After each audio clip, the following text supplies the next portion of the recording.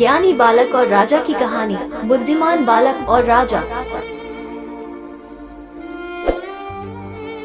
कई वर्षों पहले की बात है। युधिष्ठिर नाम का एक राजा हुआ करता था। उसे शिकार का बड़ा शौक था। एक बार वह अपने सैनिकों के साथ शिकार के लिए जंगल गया हुआ था। वो जंगल काफी घना था। शिकार की तलाश में वह जंगल में काफी अंदर तक चला गया था। तभी वहाँ अचानक तेज तूफान आ गया। सब तितर बितर हो गए। जब बारिश रुकी तो राजा ने देखा कि उसके आसपास कोई भी नहीं है। राजा अकेला था। उसके सैनिक उससे बिछड़ गए थे। शिकार की तलाश में भटकने की वजह से राजा थक भी गया था। भूख और प्यास के मारे उसका बुरा हाल हो रहा था। तभी उसे 3 लड़के आते दिखे।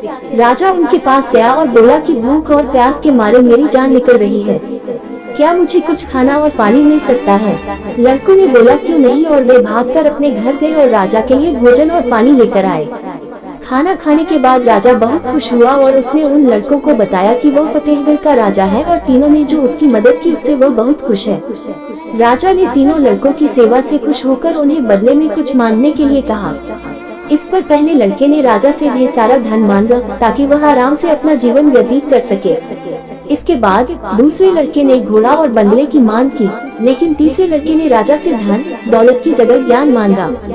उसने बोला राजा मैं पढ़ना चाहता हूँ। राजा राजी हो गया। उसने पहले लड़के को वादानुसार बहुत सारा धन दिया, दूसरे लड़के को बंगला और घोड़ा दिया और तीसरे लड़के के लिए टीचर की व्यवस्था कर दी। बहुत दिन बीतने के बाद एक दिन अचानक राजा को जंगल वाली घटना याद आई, तो उसने उन तीनों लड़कों से मिलना चाहा।